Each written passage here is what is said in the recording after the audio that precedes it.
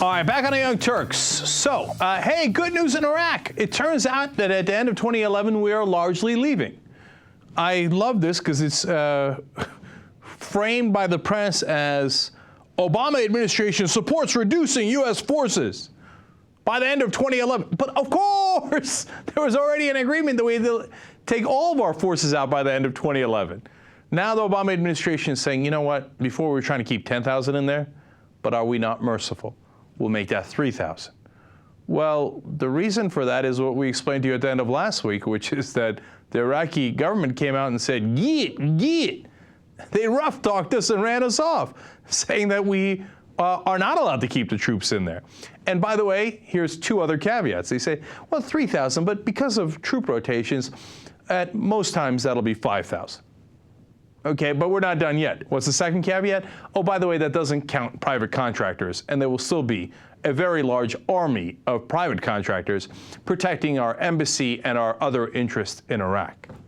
So that's your good news on us leaving Iraq. So President Obama will not violate our current agreement and his promises that much. He'll only violate it by a little bit. Is he not merciful? It's a brilliant strategy for re-election. All right, but the re-election of President Obama has begun in terms of his campaign. He's going to go to Detroit and give a campaign speech. Now, of course, the president gets to do this and pretend to be the president, you know, and Bush did this all the time, go give stump speeches in disguise of presidential speeches. So he's in Detroit, and he's going to, President Obama is going to tell us about how much he's done for labor. Really? Let's watch. Let me say a word about labor in particular. You know, I know this is not going to be an easy time. I know it's not easy when there's some folks who have their sights trained on you. After all that unions have done to build and protect the middle class, you've got people trying to claim that you're responsible for the problems middle class folks are facing. You've got some Republicans saying you're the ones exploiting working families. Imagine that.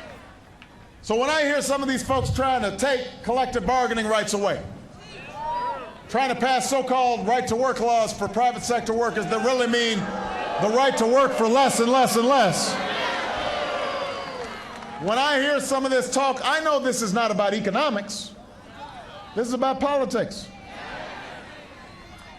And I want everybody here to know, as long as I'm in the White House, I'm going to stand up for collective bargaining. Go. You're going to stand up for collective bargaining. You're going to stand up for collective bargaining. Like you did in Wisconsin? Like when you grabbed your walking shoes and joined the picket line, like you said back when you were running for president the first time? Oh, wait a minute, that's right, you didn't grab your walking shoes. In fact, you hardly said a word about Wisconsin. In fact, you leaked to the press that your White House was trying to stay as far away from Wisconsin as possible. Now you're going to go on a campaign-like speech and say, oh, I'm with the union and I'm for collective bargaining rights. Oh, come on, what a colossal joke, man. So this is the fundamental problem with Obama's re-election efforts. He's going to give these pretty speeches that don't mean a damn thing, and everybody knows they don't mean a damn thing. He just had 3 years to prove himself and didn't do it at all. So now you're going to talk to me about how much you support the unions and labor and the working guy? Are you going to tell me about your walking shoes again? What a joke. All right, now let's hear from a guy who's actually fired up. Jimmy Hoffa. Hold on, before I go to Jimmy Hoffa, let me give you one other thing here. Because there was one other part of the speech we did not include there. I wanted to quote it for you. Obama also said, quote, I still believe both parties can work together to solve our problems. Okay, I know. He's like, some folks are trying to take away your rights and blame you. Can you imagine that? That's crazy. I plan on working with those folks.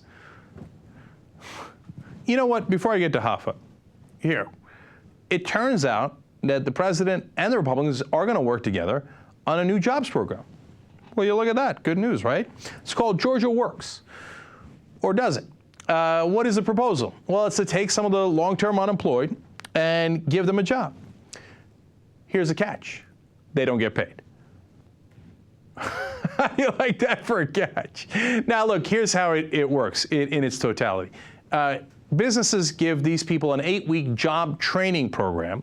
Now, they continue to collect unemployment insurance, but they have to work for it instead of not work for it. Okay, you can say, hey, that's interesting and perhaps fair, right?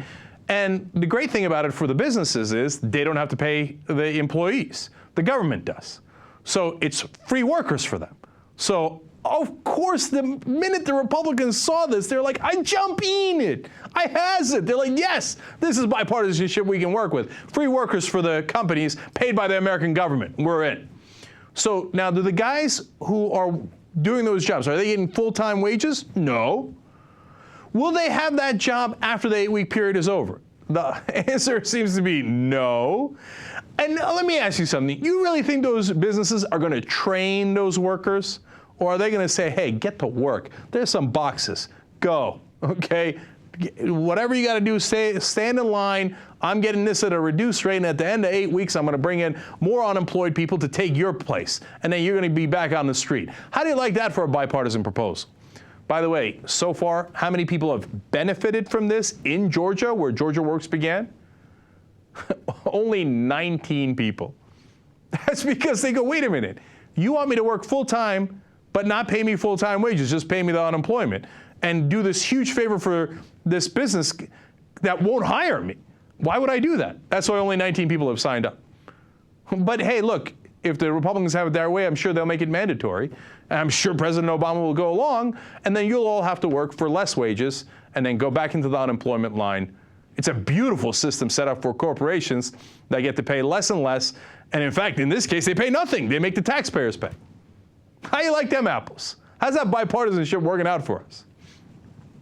Now, there's another bipartisan proposal that President Obama talked about in that speech, which is not as bad. He said, look, we've got to do infrastructure building in this country, and that could hire up to 1 million construction workers. And don't worry, the business community is behind it because they're the ones who are going to get paid. Hey, that makes sense to me, okay? If the business community is behind it, it'll probably happen. And it will actually get people hired. Again, it'll be on our dime, but that's okay. I think I'm not even sure if it's better to have private industry or public programs to do that. But the only things that are going to pass is if the business community says to the Republicans, go ahead and do that. And it ain't got nothing to do with spending or balancing budgets or anything like that. It's just all a matter of what helps corporations and what doesn't. And if it helps corporations to do infrastructure, hey, at least on the upside, we might do infrastructure and hire some people. So that actually was a small note outside of the Georgia Works program nonsense, that the construction jobs was a decent ray of hope. All right, now there is a guy, like I said, who's fired up in the labor movement. His name is Jimmy Hoffa. Might be a familiar name. Of course, James Hoffa Jr., president of the Teamsters. Let's let him go to work. We got to keep an eye on the battle that we face, a war on workers. And you see it everywhere. It is the Tea Party. And you know there's only one way to beat and win that war. The one thing about working people is we like a good fight. And you know what? They got a war with us, and there's only going to be one winner. It's going to be the workers of Michigan and America. We're going to win that war. Hey, man, I like that he's worked up. I feel like, hey, I doubt it. But, hey, by all means, let's fight, man. And look, when workers fought in Wisconsin, they did better than any damn politician in Washington. All right, second part of Hoffa. President Obama, this is your army. We are ready to march. And President Obama, we want one thing: jobs, jobs, jobs. That's what we're going to tell him. He's going to be, and when he sees what we're doing here, he will be inspired. But he needs help. And you know what? Everybody here has got to vote. If we go back and we keep the eye on the prize, let's take these son of a bitches out and give America back to America where we belong. I like his enthusiasm. Fox News is already queuing up that tape. Can you believe he said sons of bitches? This is the kind of union thuggery that we're in store for. I'm surprised Obama didn't run away when he heard that. Like, oh, what did he say? I got to get out of here, right? But look, in reality, he's telling people to go vote for Obama.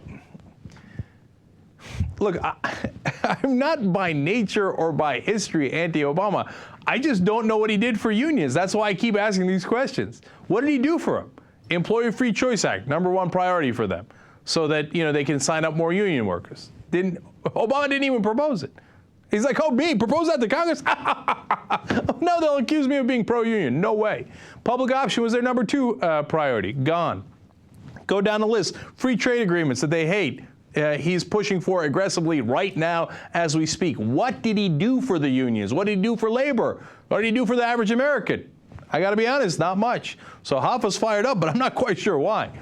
All right, 2 more quick things on Obama. Ramesh Ponnuru wrote a really interesting article in Bloomberg View about Obama's weakness leading to Republican overreach. It's a fascinating idea. He's like, maybe one perverse advantage that Obama has is that he's so sad and weak that the Republicans will think, well, they can get anything they like, and it doesn't matter how extreme they are, and it doesn't matter how right-wing they are. So they'll nominate someone in their primary that's as far right as possible, and then Obama will get to say, hey, at least you don't want that lunatic in charge. By the way, that is the Obama strategy. They just don't call it weakness, but that's what it is. But I don't think it's going to work out that way. But, I mean, people, I give you that as partly like people are stretching for a silver lining so hard. They're like, maybe it's actually a great thing that our Democratic president is so pathetically weak. Yeah, that's the ticket. Yeah, that'll actually help him. Okay, good luck with that. Jared Bernstein, who used to work in the White House, says that tax reform and deregulation are not the way to go, and that's because they're old Republican tricks and policy proposals that they've been proposing for the last 30, 50 years, and they propose them in good times and bad times. He's 100% right about that, and it is exactly the strategy that President Obama is currently pursuing. Fun for everybody. Yay! All right, before I give you crazy Michelle Bachmann, let me give you the one piece of good news, actual good news we have today. So, this is a fascinating and ironic piece of good news. It is that the super committee might have a little harder time reaching an agreement than we imagined. Now, the default, if the committee does not reach an agreement, is that we cut $1.2 trillion in spending, but half of that would come from the Pentagon, and they cut some of the waste in the Defense Department. Now, a lot of people might say, and progressives might say, hey, you know, that's cutting $1.2 trillion. It's not really good. Doesn't really raise any tax revenues. It's not a fair and balanced way to do it. I hear you. But the other proposals are even worse. At least this cuts half from the incredibly wasteful spending at defense, right? So I think that's the best case scenario under the circumstances, which shows you how sad the circumstances are. Well, before I told you, I don't think there's any chance that they'll do that they will actually come to an agreement. And that agreement will be worse. It'll be the grand bargain where they cut Social Security, Medicare, et cetera, and that they cut taxes on the rich and corporations. Okay. Now, for the first time, we see perhaps not. Why? Not because voters mobilized and Democratic politicians cared or anything like that. Of course not. No, it turns out the healthcare industry has decided, hey, you know what? This proposal doesn't cut us that much. It only cuts Medicare 2%, and Medicaid and Social Security remain intact, and a lot of those programs are bread and butter. We get money from those programs. So we will use our considerable lobbying force to make sure that they stalemate. Now, they're going to be opposed by the defense industry, which is also incredibly powerful in Washington. But at least it's game on. Before, if it's just industry on one side and voters on the other side, voters and the average American would get crushed every single time. It doesn't matter who the president is, doesn't matter which party's in control of Congress. But if you have two business interests fighting, then we've got an actual contest. So what has the healthcare industry started to do? They're already sending out emails, letters, starting to think about running ads, and they're pressuring all the lawmakers that they have bought, saying, hey, you know what? For the Democrats, oh, you don't want to touch Social Security and Medicare. That would be terrible for your constituency. For the Republicans, they turn around and say, hey, you know what? You said you wouldn't raise any taxes. So, you know what? If this current deal goes through, no taxes get raised. You better stick to this deal. You better not go to another deal where taxes get raised. Otherwise, you'll be in significant trouble. And we'll run ads saying that we really care that you raise taxes. In fact, the healthcare industry doesn't really care about that. They care about protecting their own profits in this particular case. But they misleading advertising, they're like, healthcare industry is like, that's all we do. Of course. So now they're threatening Republicans. You know how much the healthcare industry spends in lobbying? No, forget overall for Congress. Just the 12 lawmakers that are in the super committee, they've already given them collectively in campaign contributions $9.2 million. $9.2 million just to those 12. Game on. Game on. And some of the insiders quoted in this story from Reuters say, hey, listen, we're going to pretend we're in favor of one outcome and not another, but the reality is all we're looking for is a stalemate, so they can't get any agreement.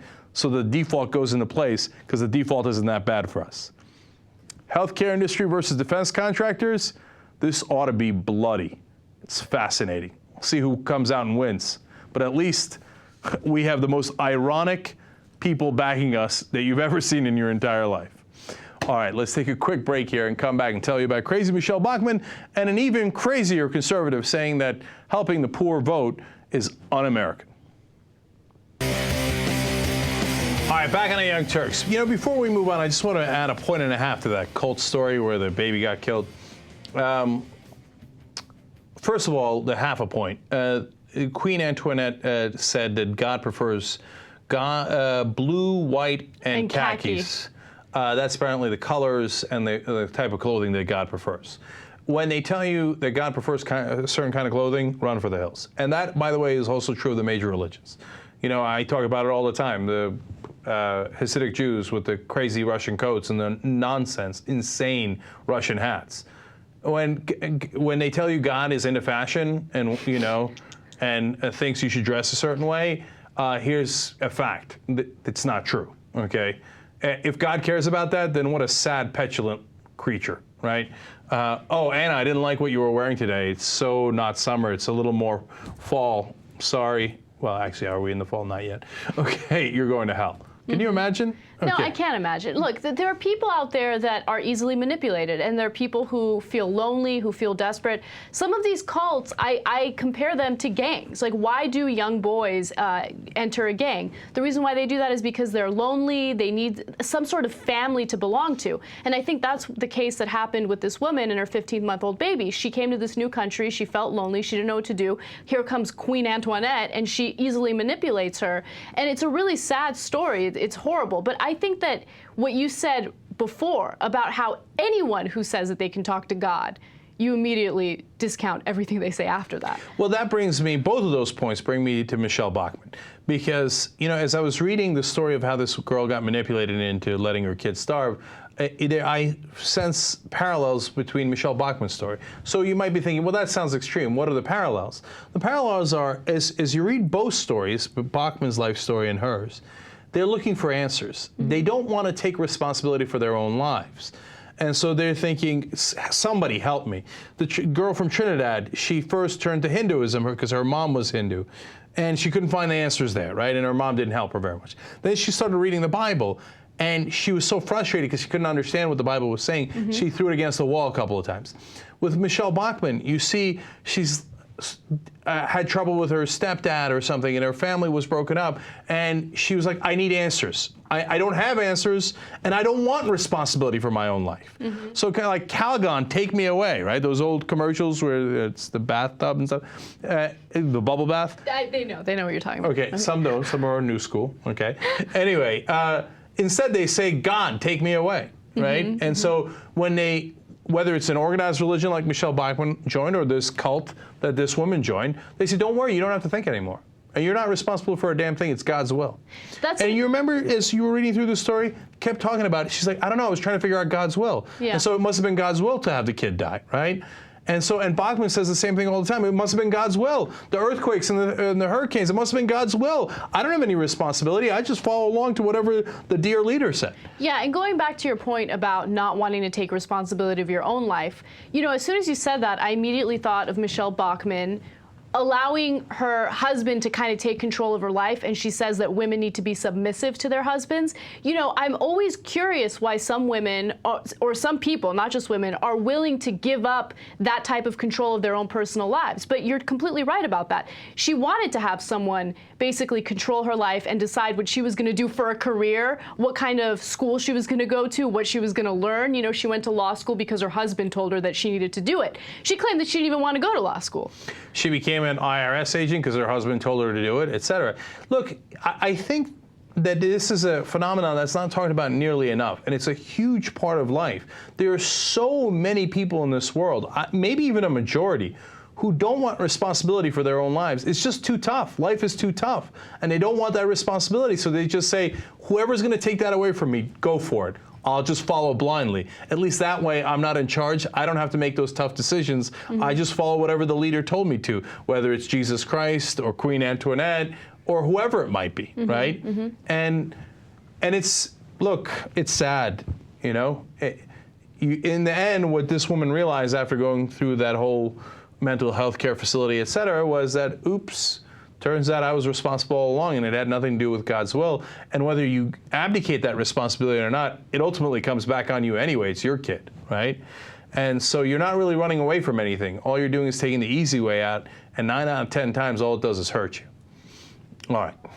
Heather Morris from Glee was in a recent photo shoot with photographer Tyler Shields, and his photo shoot with her is getting a lot of attention, and it's caused a lot of controversy because people believe that it glorified domestic violence. Now, what's interesting about the photo shoot is it didn't really have a message, okay? In fact, if you go on the website, you see that the only thing that, or only message that the photographer is trying to, I guess, talk about is that Barbie can also bruise. So he wanted to do like images of a bruised Barbie, but what is that meaning? You know, he was I think he was trying to be artistic, but in the pursuit of being artistic, I think he failed a little bit. All right, let's look at the pictures and see if we can divine the meaning that he's trying to hear, because based on Anna's explanation, I don't understand. Okay, so she has a bruise, and she's tied by that, okay, the iron cord, okay. I don't get, okay, yeah, what? Okay. This is so stupid and pointless. No, it is stupid and pointless because it doesn't have a meaning. What's the message, okay? And I get it, it's artistic. No, it's not, it's crap. No, okay. You think all art is crap, or no, most I don't. art. You think most art is crap. Modern art, modern stupid dumbass art like this. Like, oh yeah, look, if her ironing this guy's balls had some sort of point, hey, she's striking back at the domestic abuse that he caused, whatever, then I say, okay, you know what, that's real art, modern art, I don't care what you call it, right? But it turns out this photo shoot doesn't have anything to do with domestic abuse. In fact, when they receive criticism on it because of domestic abuse, saying, hey, sometimes people actually do use irons to hit people and give them women black eyes, etc. They're like, oh, yeah? Yeah, I want to give you guys the response that Tyler Shields gave to people that were criticizing him. He told E, in no way were we promoting domestic violence. We wanted to do a bruised up Barbie shoot, and that's exactly what we did. But what kind of that doesn't make any sense. It doesn't. Okay, what does a bruised up Barbie mean? What is your point? And what drives me crazy about so-called modern art is when they're like, the point is for you to interpret. Okay, yeah, but then I could take a poop in the middle of this table and go, it is for you to interpret, okay? And then this stupid photographer is apparently hot in Hollywood, so the young actors and actresses go to him to do these dumbass shoots. This is how you get hot, by doing meaningless shit. And people in Hollywood are so stupid, they can't figure it out, and they figure like, I don't understand it, but that means it's probably brilliant, because I'm an idiot, right? So I'll just do it. And then, look, I'm not trying to blame her. She's doing whatever they do to get publicity, right? But the guy behind the pictures is a dumbass. Like, you didn't think that might draw attention? But beyond the fact that it is a domestic abuse problem and people saying taking it seriously, more than that, what offends me is how meaningless it is and how it's supposed to be art when it's just garbage. Look, Cenk, it's meaningless to you. It's garbage to you, but there are people out there who look at modern art and they do get something out of it, okay? And just because it's not your thing doesn't mean that you put it down. Look, I hate football. I despise football. Football is so boring to me. I watch 5 minutes of it and I want to shoot myself, okay? But you love football. The majority of Americans love football, and I gotta understand and respect that. No, it's the same thing with art. It really is. No, it isn't. It's not the same thing at all. Because, look, art is supposed to have a purpose. Like, I mean, it's either visually appealing, which this isn't, right? Or it means something. you know, a novel is a work of art. A poem is a work Okay. of art. Those are that's art I appreciate. There's millions of pieces of art that have great meaning, right? A football game isn't supposed to have meaning. It's supposed to be entertaining because two sets of teams smash into each other at, you know, great speed. We like that. We're guys, okay? All right, no, But I get it. Look, if we're specifically talking about this photo shoot, I do not like it. I don't consider this art. I think that this was a ploy to get as much publicity as possible. You have to know that this is something that looks like it glorifies domestic violence. You're going to get attention for it, and you're going to get the press to talk about it like we're doing now. But when you're talking about modern art as a whole, that's where you completely lose me, and I do not agree with you at all. This is classic modern art. I'm not saying there's no good modern art. Of course there is, right? But look, I'll make up a number that'll get me in trouble. At least 80% of it is utter crap. Okay, if you tell me what the meaning behind it is, we're having a conversation, massive conversation. I actually think a lot of Andy Warhol is really good. Okay, but if you just put up crap and go, enjoy, you put meaning on it, fuck off. Like, because then you're not an artist. You're just then everybody's an artist. Okay, here's my pee all over the wall. Interpret. Cenk is kind of right. If everything is art, then nothing is art, right? And there's this great little segment on one of those 2020 primetime type of shows where they actually had little kids, like little 3-4-year-olds, just scribble crap, and then they presented to these like art critics and told them that they were done by famous artists and to derive some meaning from it. And they're making up all this crap like, oh yes, this little orange dot over here in this corner means blah blah blah, and they're like, yeah, it means nothing. Some little kid scribbled on it. I get it. Look, I get your point, but people do interpret arts in different ways. That's why it's interesting. How does your brain interpret that information, that image, that illustration? I think it's fascinating because people take away different things from it. But look, when you purposely put out art that has a negative message like that, a message that could be hurtful to society, then you lose me. And I don't like it. Right. By the way, I want to go to war over this. So you want to send emails and tell me how I don't understand art? God bless, man. I would be very surprised if you get me to move on this. You know I'm the most open-minded man in America, right? And I listen to all you folks who send me the emails, and from time to time you convince me. But good luck on this one, man. I love art that has meaning. When it doesn't have any meaning, it just obliterates art. It's stupid. All right, we move forward. And look, a lot of the people in that industry are just the dumbest people in America. And I'm sorry, I'm going too far. You are. Just calm down. No, like, they're not all French. I don't know. Yeah, I don't know why I'm giving him a French accent, but like, I have to look into myself more and find out why it makes me so angry.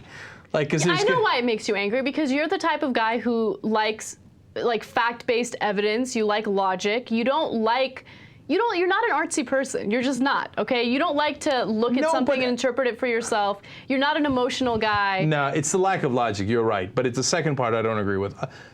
Good art I love. Okay, of course I appreciate art. But let me guess. You like art where you look at something and it's clear and easy to understand. No, like a paint. No. Okay, last thing on this because we got to move on. But look, I'm not asking for German art where it's like, yeah, very good, square lines, oh, square, very logical, yeah. This runs really well, this art, yeah, mach schnell, right? No, I don't need that, right? I don't need it to be quote unquote logical like that. I also don't need it to be simplistic, like, oh, I get it. It's a piece. Oh, that means that. No, look, it can be incredibly complicated. And are you kidding me? My favorite book is Midnight's Children by Salman Rushdie. That's a piece of art. It's really tough to follow. That's why a lot of people don't like to read it, right? And it is it's layered symbolism, layer on top of layer. It's as complicated as it gets, and it's freaking brilliant. I can't believe he wrote that book. That's art. You insult Salman Rushdie when you compare that to the crap that is 80% of modern art. Okay? That's my last piece on it. All right, what's next? All right, let's take a deep breath. Let's calm down a little bit. Damn, Jake is on fire today. Okay. All right, Americans are no longer the fattest people on the planet. Win! Yes. The unfortunate part is we can no longer yell, we're number one! We're number 2 and fattest! Okay, what happened? We are number 2 and fattest with a specific age group in mind, okay? When it comes to middle-aged people, people in Britain are actually less healthy than we are. Shit, what now, UK? Sorry. What now? All of a sudden, who's fat? Well, I am, but other than that, Some of you are as well. So it's really interesting because researchers looked at 34,000 people and they focused on 12 different countries. And they found that in the age group of 45 to 54, people in Britain are the fattest. Coming in at number 2, of course, are people in the United States. Of course. I didn't see the full report. My guess is India came in dead last. But okay.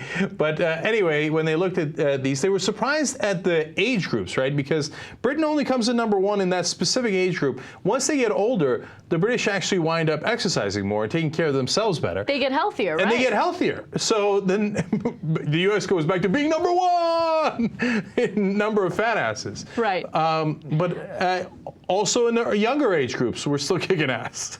In being fat, In being fat, right?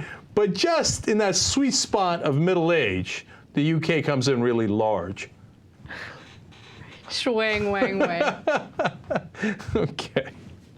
All right. By the way, 1/3 of people 45 to 54 in the UK are obese. So that's just the specifics for you guys. 1/3. All right, you got to lay off those. What do they have? Crumpets, fish, right? No, fish and chips. Okay. Delicious. Okay, and well, yes, you can continue with the tea. The tea is fine. I don't think that hurts you. But the crumpets, yeah, that'll add on weight. The crumpets and the little scones and the little God, sandwiches. stop talking about it. It's so delicious. I want to go have it. Okay, I decided a couple of weekends ago that I don't go to tea enough. I think the tea, like the English tea, where they serve you the little sandwiches, little finger sandwiches, and the scones, is the most delicious thing and relaxing thing in the world. I should go every weekend, but I almost never do. Where do they even have that? It turns out all over LA. I just discovered like 3 new places. I love how Cenk, like the guy who just went on a rant on religion and modern art, likes to go out for tea. I do. I'd rather enjoy it. That's quite right. See, I'm the most open-minded man in America. Okay. If you want to visit an inmate in a state penitentiary in Arizona, you will now have to pay a $25 fee, and they call it a background check fee. However, the money is not used for background checks. It's used to maintain the facility. So that would actually just be a lie. Right? They're like, well, we call it a background check fee, except it's not for background checks. So we just take the money. Okay. Well, okay, you can call it anything you like, but you're lying, right? So people are concerned, rightfully so, because they're like, hey, you know what? If family members don't visit somebody in prison, that person is much more likely to be recidivist and commit another crime and then wind back up in prison. So you save a tiny bit of money, but you cost yourselves a lot more, let alone the moral issue of, hey, you got to let his mom or dad or his family see the guy, right? Right. But what I'm worried about is this is at least in public prisons. Soon this will be coming to private prisons. Oh my God, and private prisons will charge like $150. Exactly. Or pretty soon $1,000, I wouldn't be surprised. And one of the women in the story said, hey, you know, I sent in the money the first time for 4 people that are visiting. They said they didn't get it. I had to send it a second time. And so next thing you know, I was out $200. Wait till private prisons get a load of this scam, okay? This is just the beginning. I'm surprised they haven't thought of it yet. But look, this is just another example of the state trying to close budget gaps, right? Because they don't want to raise taxes, they don't want to increase taxes at all. So how are they going to make money? They're going to make money by giving fees. Like everywhere you go, there's a fee. You want to use a public toilet? There's a fee. You want to park your car somewhere? There's a fee. You want to scratch your head in the middle of a street? There's a fee. You see what I'm saying? That almost sounded like a rap. I kind of like it. There's a fee. There's a fee. There's a fee. It's pretty good, actually. I thought she had a good rhythm there. See? I like how she's proud of it. All right, I would like to go back to something we were just discussing, which was how I'm the most open-minded man in America. Okay. Okay, I'd like to return to that topic. Because now I'm going to tell you about a couple of blogs who wrote against me. Okay? Oh, okay. You know that story we did about the guy having sex on top of the hood? Yeah. The cop, right? You got a great deal of criticism for that. All right, so a couple of things. First of all, there was a person who wrote a blog saying that I'm in favor of police brutality. How's that police brutality? We don't know that it was not. If it's not consensual, that's rape. Are you crazy? Of course I want that guy in prison, right? Right. But in fact, we did find out it was consensual. So how's that police brutality? Unless that guy's really hung, I don't know. Like what's your argument? Okay. Anyway, number 2, they say my favorite part of the article was, is Cenk Uygur, who touts himself as the most open-minded man in America. But you do. No, I know, but you shouldn't quote me on that. That's hilarious. Okay. All right, if you want to give me that title and reinforce it, God bless. Okay. And then on another issue, about, of course, me attacking Obama, somebody on Daily Kos wrote that I have a tree in my head. Which I thought was a curious criticism. What does that even mean? He had this absurd theory about how there's, apparently based on some writer, there's people who have grass in their head and trees in their head. And apparently the grass is good, but the tree is no good. Oh, I can't believe you have a tree in your head. Shame on you. And then apparently in order to get the tree out of my head, I have to agree with Obama all the time. Oh, will that cut it down? Yeah, apparently so. Apparently it'll turn into grass. And then unicorns will come out and the rainbows will come out and everything will be great. So I just wanted to share that criticism with you. But you know what? I'm saving the best one for the members only. Oh, I can't wait to hear it. There's someone who was going off on me that was so freaking hilarious. I will give it, including accent, okay? Oh, yeah. You know that's going to be fun when there's accent attached to it. Okay, so I told you members only was going to be fun today. All right, now we move forward. Currently in the United States, there's absolutely no legislation that regulates the amount of babies that can be produced with one sperm donor. Okay? And one sperm donor can potentially produce hundreds of kids. Now, look, in the beginning, if you had told me, hey, do you need legislation like that, I probably would have said no. I would have said it's probably over-regulating. What's the point? Mm-hmm. And they tell the donors, too, we're not going to use it for that many people. So what is it, 5 or 10 at most? And in fact, in the UK, they have a law, which is apparently the industry standard in a lot of countries, that they could only use it 10 times from one donor, right? In the US, they just found out they're abusing the hell out of it. Of course they are. Like 50 at a time, in one case 150. So the problem is then you have all these siblings that don't know that they're siblings, which then sometimes leads to incest, then sometimes leads to genetic problems. And so now, is this an epidemic? No, not necessarily. But is this something to watch out for? Yes. I think it's something to watch out for. I'll give you a reason why. More and more women are waiting to have kids, right? And the older you get, the harder it is to conceive, the harder it is to find a mate to have children with. So more and more women are going to these clinics and they're getting in vitro fertilization or they're getting artificial insemination, and they're using the sperm from these donors, right? So more and more women are going to have these babies, and keep in mind that if a donor has a rare genetic disease that people are not aware of at the time that he donates that sperm, that rare genetic disease can become something that's widespread very easily. So that's a second big problem with it. One guy gave his sperm and then got curious and wound up tracking his kids because they're his kids genetically, right? He's got over 70 of them. He's got an Excel spreadsheet, and he's having trouble keeping up. Literally, yeah. Okay, and look, this is madness. Okay, we can't do this. And part of the reason that they do it is because only a certain amount of the sperm donors have attractive qualifications. Okay, now what you consider attractive qualifications sometimes varies, sometimes it doesn't. So for example, if the guy has an Ivy League degree, now it might seem bothersome to us that people care about that, but they do, right? And the other guy is a homeless guy off the street.